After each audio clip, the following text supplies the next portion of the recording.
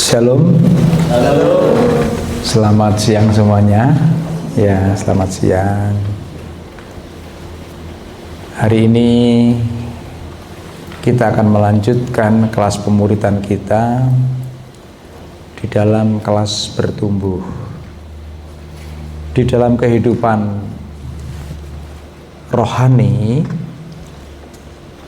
berdasarkan diagram pertumbuhan yang kita buat, maka ada kelas yang bernama kelas selamat. Kelas selamat ini sudah semua mengikuti, ya. Di dalam kelas selamat kita sudah belajar bagaimana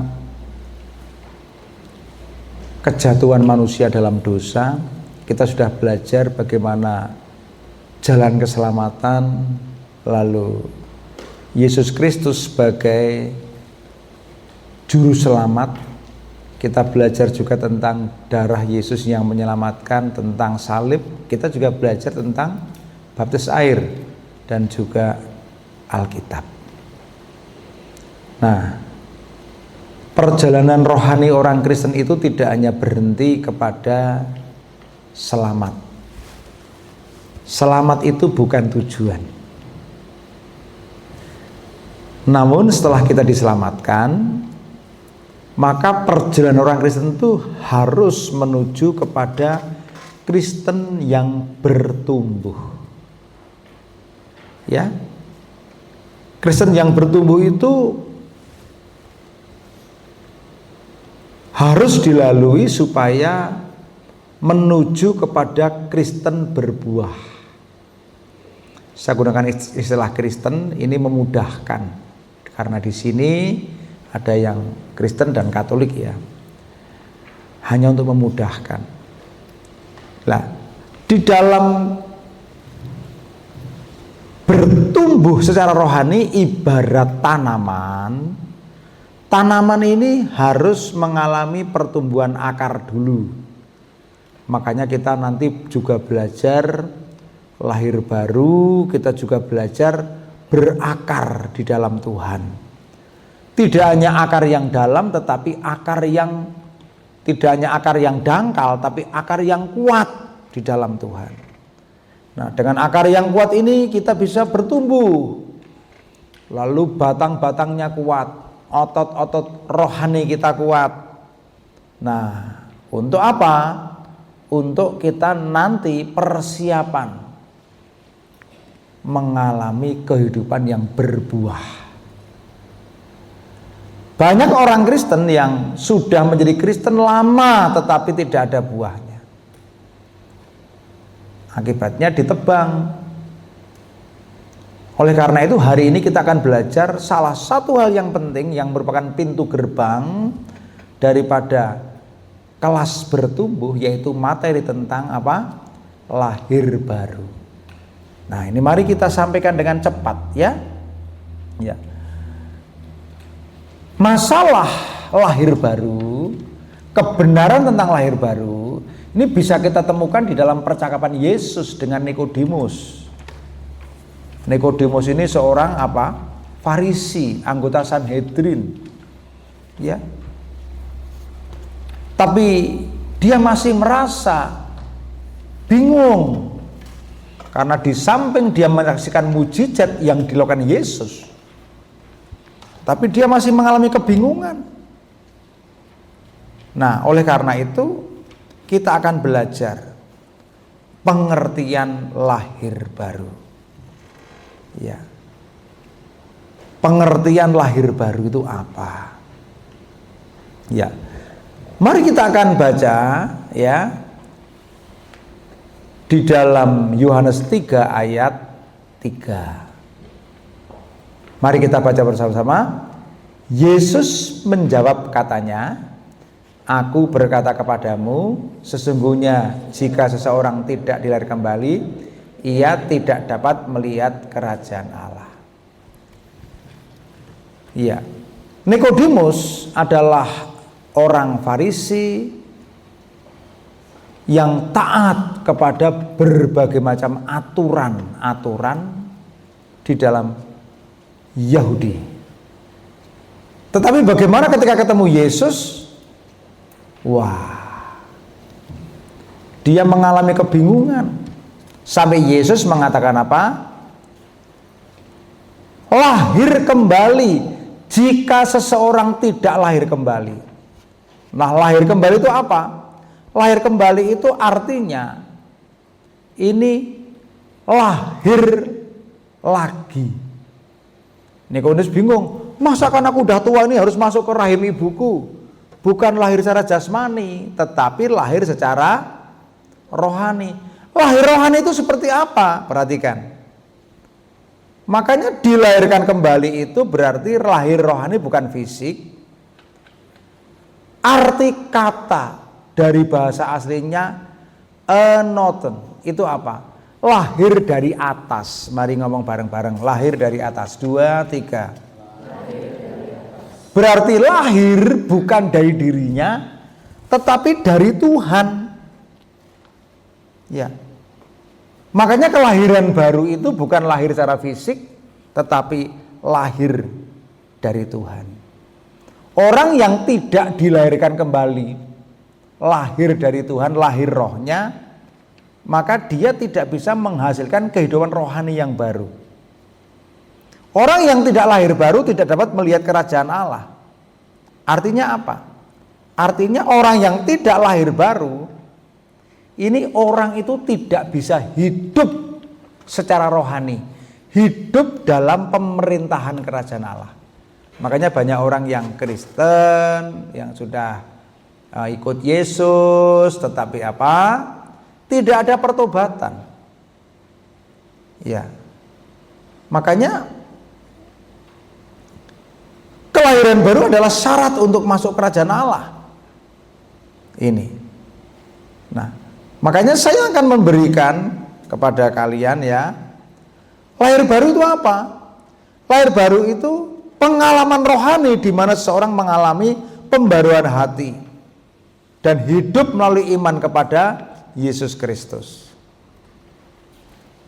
Nah, perhatikan, lahir baru itu ya di dalam poin B bagian D ini adalah tindakan ilahi.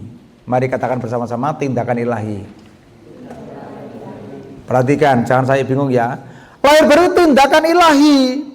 Apa itu? Tindakan ilahi yang dikerjakan oleh Tuhan melalui Roh Kudus. Ya. Kenapa penting? Karena kalau tidak mengalami kelahiran baru, tidak bisa melihat kerajaan Allah. Lalu siapa yang bisa lahir baru? Yang bisa lahir baru adalah semua orang yang percaya dan menerima Yesus sebagai Tuhan dan Juru Selamat, tanpa memandang umur, latar belakang, ya semua ini. Lalu di mana lahir baru terjadi? Nah, lahir baru itu terjadi di mana? Di dalam hati. Yuk, kita bersama-sama katakan 2, 3. Di dalam hati. Makanya Yohanes pasal 3 ayat 6 dikatakan, apa yang dilahirkan dari daging adalah daging, apa yang dilahirkan dari roh adalah roh. Lahir baru itu di dalam hati. Di mana Roh Kudus mengerjakan hati seseorang, hatinya dibarui, pikirannya diperbarui, keinginannya diperbarui, sehingga apa? Seturut dengan kehendak Tuhan. Ini. Nah, lalu kapan lahir baru itu terjadi? Nah, saya jelaskan. Lahir baru itu terjadi, bagian nomor 5, ketika orang menerima Yesus. Ketika orang itu bertobat dari dosa-dosanya, sadar akan dosanya, sadar butuh keselamatan, ya, maka terjadi lahir baru. Lahir baru itu artinya orang tidak hanya beragama Kristen saja, tetapi sadar akan dosanya, butuh keselamatan, Nah, lalu Roh Kudus itu memperbarui hati pikiran orang. Ini terjadi pada saat orang menerima Yesus sebagai Tuhan dan Juru Selamat. Dan lahir baru hanya terjadi apa? Sekali. Katakan sekali. Sekali, seumur hidup hanya sekali. Ini. Makanya apa? Lahir baru itu bukan pekerjaan manusia. Perhatikan bagian C nomor 1, lahir baru adalah tindakan Tuhan, tindakan Allah yang mengubah rohani seseorang dari mati dalam dosa hidup dalam Kristus. Perhatikan semua di sini, lihat sini. Ketika orang itu masih berdosa, belum menerima Yesus sebagai Tuhan dan Juru Selamat, orang itu hidupnya dalam kegelapan, mati rohani. Nah, ketika orang itu menerima Yesus sebagai Tuhan dan Juru Selamat, saat itulah, perhatikan, ada tindakan Allah melalui Roh Kudus untuk apa? Orang itu menyadari dosanya, lalu datang kepada Tuhan di dalam pertobatannya. Nah, lalu apa? Dia diciptakan kembali. Katakan diciptakan kembali. 2, 3. Bukan diciptakan kembali fisiknya, tapi diciptakan kembali rohnya. Makanya ketika orang menerima Yesus sebagai Tuhan dan Juru Selamat, lalu dia mengalami kelahiran baru, maka dia lahir dari atas.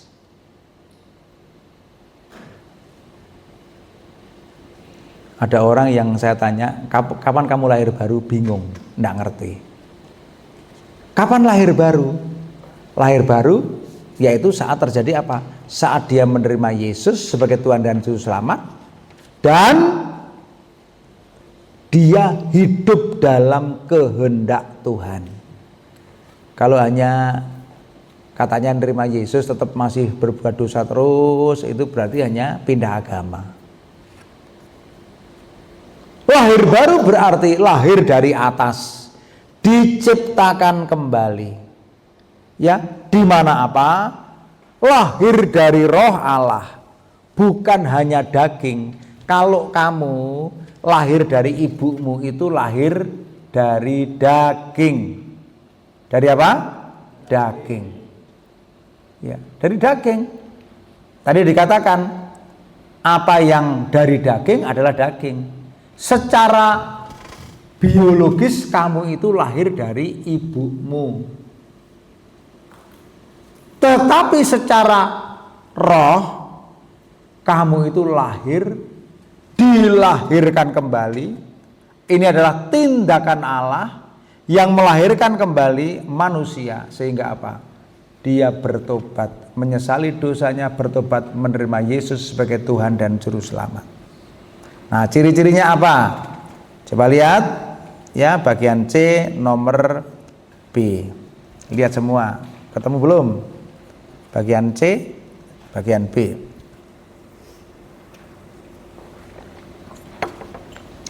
Cirinya, pembaruan rohani itu dikerjakan oleh Tuhan, bukan oleh kekuatan manusia. Kalau kamu lahir, itu kekuatannya ibumu, kekuatan bidannya. Tapi kalau kamu lahir baru, itu dikerjakan oleh Tuhan. Jadi yang bisa membuat orang itu bertobat, sungguh-sungguh bertobat, menyesali dosanya, lalu menerima Yesus sebagai Tuhan dan Juru Selamat, itu bukan manusia tapi apa? Roh Kudus. Lahir baru itu dinamakan tindakan Allah. Ini. Lalu apa? Dia menjadi anak Allah. Ini. Lalu ketika menjadi anak Allah, maka rohnya hidup.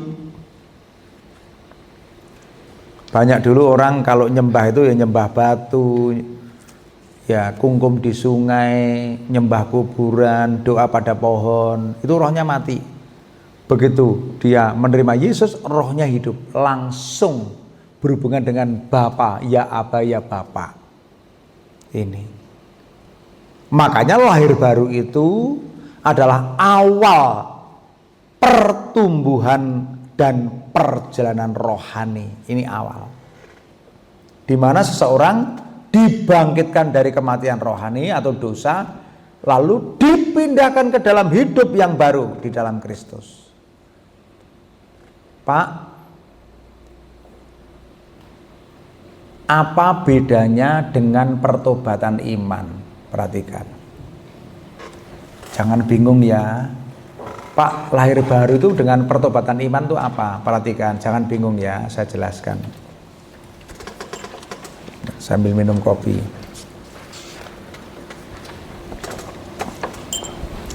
Mari Mas Tian diminum. Iya. Iya. Iya. Apa bedanya? Nah, jangan sampai bingung ya. Kalau lahir baru adalah tindakan Allah, tetapi kalau pertobatan iman itu respon manusia. Nah, begitu Allah itu ya memberi kesadaran akan dosa, menyesal, butuh keselamatan, responnya apa? Responnya apa? Respon terhadap anugerah Allahnya apa? Oh, dia apa? Bertobat. Ini pertobatan iman, bukan pertobatan perbuatan. Pertobatan iman itu yaitu apa? Merespon anugerah Allah, ya toh? Meninggalkan kehidupan berdosa dan hidup di dalam percaya dan menerima Yesus. Nah, pertobatan iman itu tindakan sadar yang menyatakan seseorang mengakui dosa, percaya bahwa hanya melalui Yesus mereka diselamatkan dan memutuskan untuk menjadi anak Tuhan. Itu pertobatan iman. Nah, setelah pertobatan iman, perhatikan bagian 3. Seseorang itu langkah berikutnya apa? Menanggalkan manusia lama. Lah ini yang kadang-kadang masih bingung. Ini namanya pertobatan sehari-hari. Sudah pertobatan iman, sudah melayani, kita masih butuh pertobatan sehari-hari. Apa itu? Menanggalkan manusia lama itu berarti apa? Proses harian untuk melepaskan cara hidup lama yang dipengaruhi oleh dosa dan daging. Lalu apa? Hidup dalam kekudusan, meninggalkan dosa. Dan pertobatan ini adalah dilakukan sehari-hari sebagai proses terus-menerus. Sebagai orang Kristen, untuk apa? Untuk meninggalkan kehidupan dosa yang buruk, yang bertentangan dengan kehendak Tuhan, dan menanggalkan kehidupan yang dipenuhi hawa nafsu, keakuan. Ya, hawa nafsu dan keakuan itu hampir sama. Kalau dosa itu biasanya orang udah bertobat udah kecil sedikit. Tapi keakuan, wah itu bisa 80%. Jadi 80% itu penyebab hambatan rohani orang itu keakuan, kesombongan, merasa diri penting. Makanya Yesus mengatakan mengosongkan diri. Makanya orang mudah tersinggung. Karena apa? Belum merasa diri penting. Ya, mudah tersinggung. Ya. Lalu apa? Sulit mengampuni, gampang tertolak, itu keakuan. Nah, makanya apa? Menanggalkan manusia lama itu beda dengan lahir baru. Itu proses. Nanti saya akan ada bab tersendiri bagaimana pertobatan sejati. Jadi setiap kali kita dosa, kita minta ampun. Setiap kali dosa, kita minta ampun. Itu bagian dari proses pengudusan. Ingat, Yesus sudah mati di kayu salib. Dia memberikan anugerah. Lalu Roh Kudus menerangi hati manusia sehingga bertobat.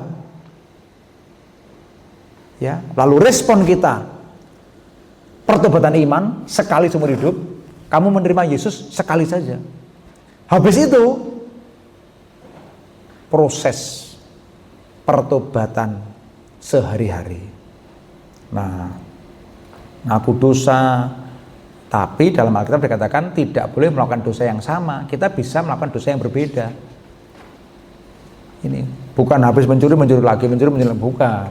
Habis mencuri minta ampun, udah selesai. Tapi masih bohong ngaku selesai. Tapi masih nyontek ngaku selesai.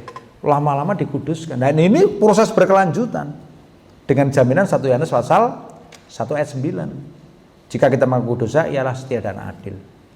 Nah, ia akan mengampuni dosa kita, menyucikan kita dari segala kejahatan. Nah, ini proses ini melibatkan tekad, keputusan hati meninggalkan manusia lama. Yang berikutnya ya, ini mengenakan manusia baru. Nah, kalau ini pakaian lihat ya. Meninggalkan manusia lama itu, ini saya punya pakaian, saya tanggalkan. Pakaian lama itu cara hidup lama, ditanggalkan. Lalu mengambil pakaian baru. Tadi malam Pak Mit dibuatkan batik baru sama Mama Yuli. Ada bordirannya aneh-aneh itu. Bagus ya. Lalu kebetulan dapat undangan Pak Kapolres. Sehingga saya doa di Maulud Nabi. Maulud Nabi banyak gitu. Saya pakai, kebetulan pas Maulud Nabi ya. Pakai peci aja ada gambarnya Polri. Ya. Saya tanggalkan kaos saya pakai baju batik saya. Pakai peci gitu. Kalau kamu lihat pasti ketawa. Ya, biasanya Pak Mit pakai kolar peci kayak Pak Kaji. Iya. Demikian juga menanggalkan manusia lama itu ya, yang lama-lama ditanggalkan, yang baru dipakai. Maka Pak, mengalami perubahan karakter perilaku yang mencerminkan sifat Tuhan. Itu namanya apa? Mengenakan manusia baru. Contoh, ya, kalau ini suka marah itu tidak mencerminkan sifat Tuhan itu. Nah, itu yang tanggalkan. Ya, ini suka tersinggung, tidak mencerminkan sifat Tuhan, tanggalkan. Iya, tidak mengampuni, tanggalkan. Pakai baju baru, menanggalkan manusia baru. Berarti apa? Ini adalah perubahan dari dalam keluar. Perubahan dari dalam keluar.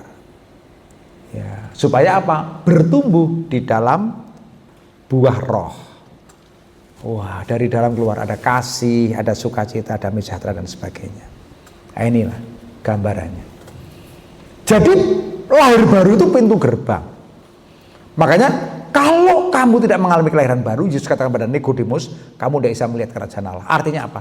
Kalau orang tidak mengalami kelahiran baru, tidak bisa ada pemerintahan kerajaan Allah di sini. Tidak ada. Ya, makanya kamu harus jelas. Kamu itu menerima Yesus sebagai Tuhan dan Juru Selamat pribadi itu kapan? Kamu lahir baru kapan? Nah, apa yang terjadi ketika orang lahir baru? Yang pertama, kita mengalami pengampunan dosa. Ketika kita lahir baru, saat itu juga dosa kita diampuni, dibersihkan dari segala pelanggaran. Tidak lagi berada dalam hukuman dosa. Pak, apa betul Pak? Ketika kita menerima Yesus, betul-betul diampuni. Yesus sudah tidak lagi menganggap kamu berdosa. Karena kamu ada di dalam Yesus.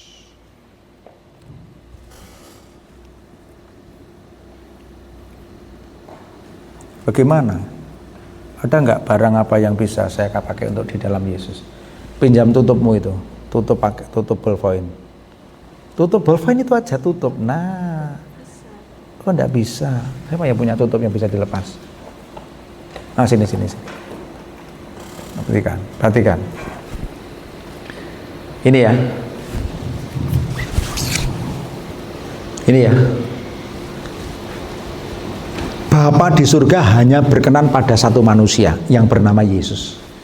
Kenapa Yesus jadi manusia? Supaya Yesus bisa dikorbankan, karena dia manusia yang tanpa dosa. Dia manusia satu-satunya yang memenuhi syarat untuk disalib, yang memenuhi syarat untuk dikorbankan. Jadi Bapa itu tidak berkenan kepada manusia siapapun, tapi hanya satu, yaitu Yesus. Dosa masuk dari satu manusia, yaitu Adam. Ya, dosa masuk. Makanya dosa juga diselesaikan satu manusia, namanya Yesus.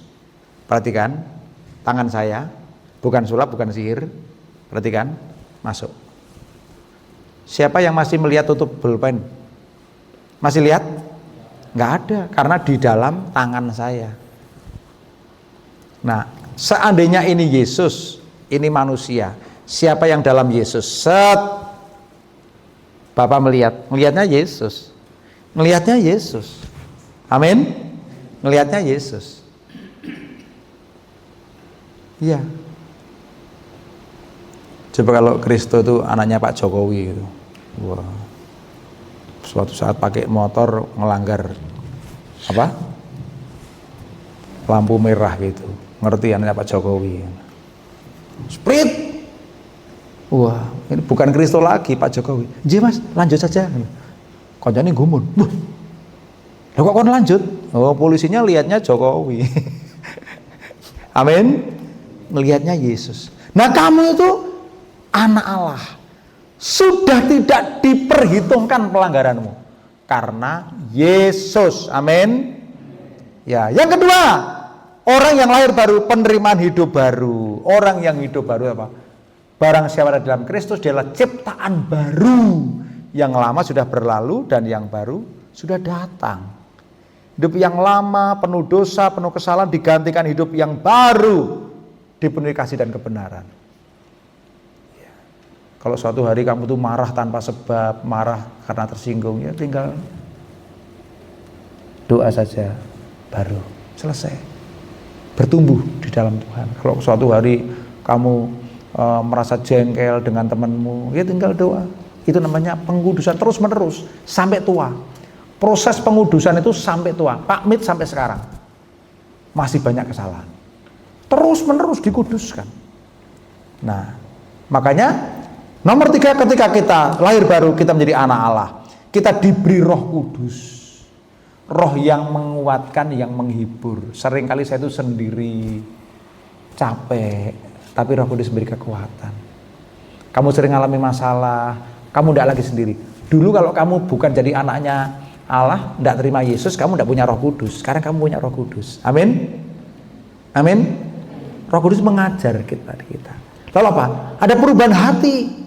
Orang yang lahir baru ada pembaharuan hati. Dalam berpikir, dalam bertindak. Lalu apa? Orang yang lahir baru punya kuasa mengalahkan dosa. Dulu ketika belum lahir baru, serba kompromi.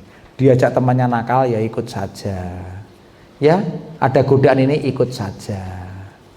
Tetapi ketika sudah lahir baru, benar-benar percaya, bertobat, terima Yesus, ada Roh Kudus yang mengingatkan, menginsafkan dosa. Lalu apa? Ada kuasa mengalahkan dosa. Mau berbuat dosa? Wah, ada kuasa. Dalam nama Yesus, ini bukan dari Tuhan. Saya tolak dalam nama Yesus. Itu ada kuasa mengalahkan dosa. Jadi kuasa itu bukan hanya kuasa yang kamu bayangkan ngusir setan, kuasa apa? Mengalahkan ego. Mengalahkan apa? Kehendak diri sendiri. Gitu. Paham? Nah, dari situ kita melanjutkan ya. Kita lanjutkan ya. Ya. Makanya setelah kamu mengalami kelahiran baru, banyak tantangan. Godaannya apa? Wah. Godaan untuk apa? Kembali kepada manusia lama. Makanya apa? Kamu harus menjaga kehidupan baru dengan iman. Karena tanpa iman tidak ada pertobatan. Untuk menjaganya kamu perlu doa, kamu perlu firman Tuhan. Karena dalam Mazmur pasal 119 ayat yang ke-105, firman-Mu pelita bagiku, terang bagi jalanku. Ya. Coba bagian G ya. Ya. Kesaksian hidup dari lahir baru. Ya. Ada nggak di buku? Bagian G? Hah? Jangan-jangan beda.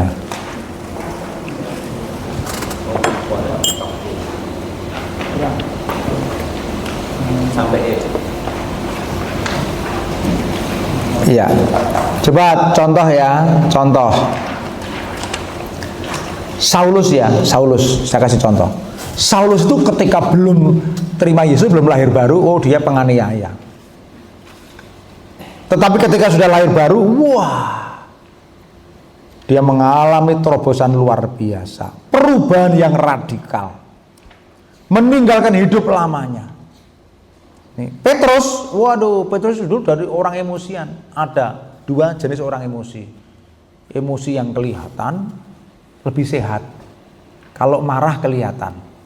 Tapi yang tidak sehat, emosi yang tidak kelihatan. Emosi yang tidak kelihatan itu membuat orang wajahnya jadi pepaya. Coba tanya kanan kiri, gue nggak apa orang. Iya, wah sebenarnya mendidih di hati, tapi bukan mendidih yang baik, tapi yang negatif. Petrus itu temperamen. Wah, ada orang yang ganggu Yesus langsung dipediang, kupingnya copot gitu.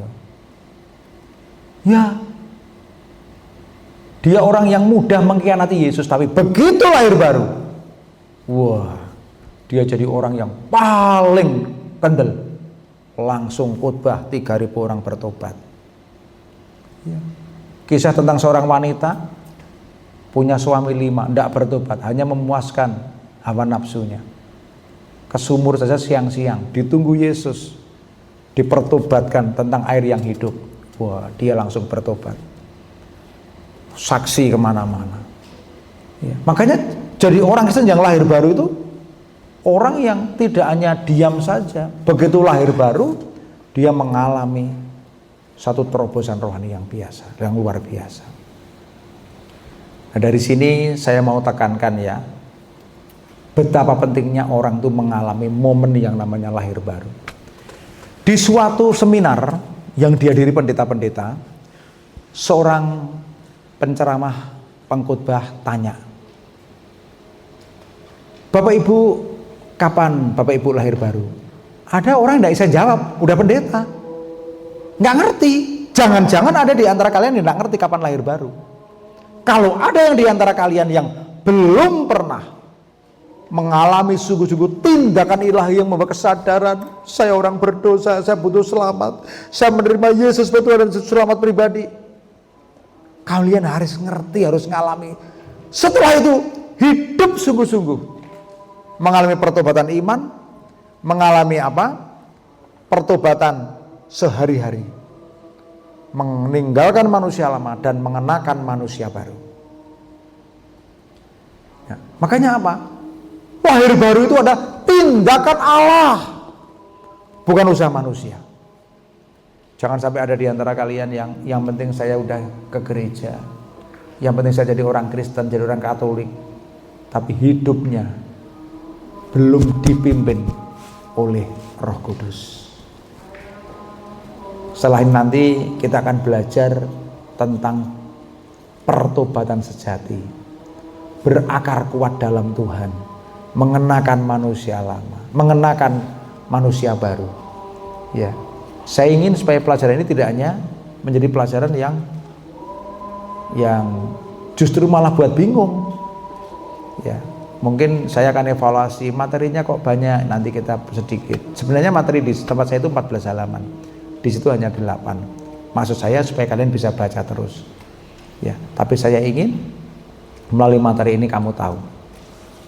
Ya, Nikodemus itu orang Farisi, Sanhedrin, bingung. Dia nggak bisa melihat kerajaan Allah. Makanya begini, orang yang belum lahir baru tidak ada pemerintahan Allah dalam hidupnya, tidak bisa melihat kerajaan Allah.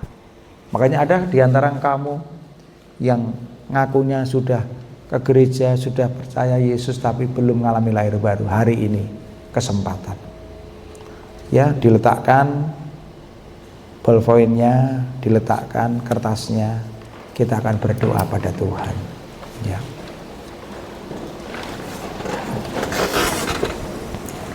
Silakan tundukkan kepala semuanya. Siapa di antara engkau yang hari ini mengatakan, Tuhan, saya sudah jadi Kristen, saya sudah ke gereja, tapi saya belum mengalami pemerintahan Tuhan di dalam hidup saya. Hidup saya masih diwarnai dengan berbagai macam dosa. Hidup saya masih diwarnai dengan pemerintahan diri sendiri. Hari ini saya mau mengalami lahir baru. Saya betul-betul mau menerima Yesus sebagai Tuhan dan Juru Selamat secara pribadi. Kalau ada di antara engkau yang belum mengalami lahir baru hari ini, Tuhan mau supaya engkau mengalami. Siapa di antara engkau yang ingin mengalami, yang mungkin ke gereja hanya rutinitas, tapi kamu tidak sungguh-sungguh dalam pertobatan, tanpa Roh Kudus di dalam hatimu, kamu tidak bisa bertobat. Ya, makanya siapapun di antara engkau harus mengalami kasih Tuhan, mengalami jamahan Tuhan. Ya. Jangan sampai ikut kelas pemuritan, yang penting hanya ikut, nggak ngalami apa-apa. Jangan. Yang penting itu mengalami, menanggapi kasih Tuhan.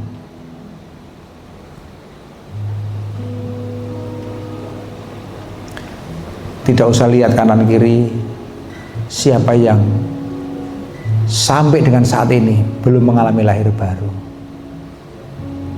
belum merasakan tindakan ilahi. Datanglah pada Tuhan. Tuhan, saya orang berdosa, saya mohon ampun, saya rindu mengalami kelahiran baru. Hari ini siapa engkau yang mau mengambil keputusan, silahkan datang pada Tuhan. Tidak usah lihat kanan kiri, letakkan tangan kananmu di dada. Responi firman Tuhan, katakan, Tuhan, hari ini aku mau mengalami kelahiran baru. Letakkan khusus bagi engkau yang belum pernah mengalami kelahiran baru. Mari kita datang kepada Tuhan. Bapa di surga, dalam nama Yesus, kami menyerahkan anak-anak-Mu ini dalam tangan kuasa-Mu.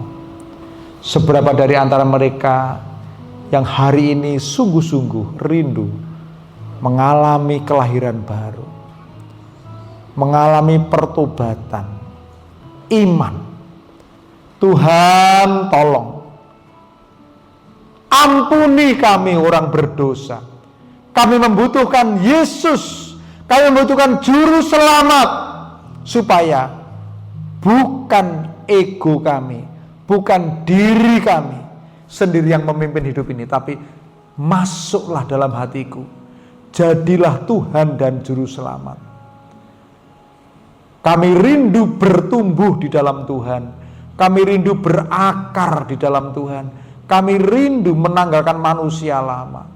Kami menyadari tanpa campur tangan Tuhan, tanpa kelahiran baru, kami tidak bisa mengerjakan apa-apa. Hari ini saya menerima Tuhan Yesus sebagai Tuhan dan Juru Selamat pribadi. Mari tirukan doa saya. Bapa di surga, kurang keras. Bapa di surga, hari ini saya mengakui saya orang berdosa. Saya mengakui saya hidup dalam kegelapan. Saya menerima Yesus sebagai Tuhan dan Juru Selamat pribadi. Saya meresponi anugerah Allah. Bertahtalah dalam hidup saya. Roh Kudus, pimpinlah hidup saya. Saya mengakui Yesus Kristus telah mati di kayu salib dan bangkit pada hari yang ketiga. Saya mengaku Yesus Kristus adalah Tuhan dan Juru Selamat saya. Pimpinlah hidup saya menjadi hidup yang berkenan kepada Tuhan. Saya serahkan hidup saya dalam pertumbuhan selanjutnya. Demi nama Tuhan Yesus Kristus kami berdoa. Amin. Terima kasih adik-adik semuanya. Waktu saya serahkan pada mentornya. Tuhan berkati.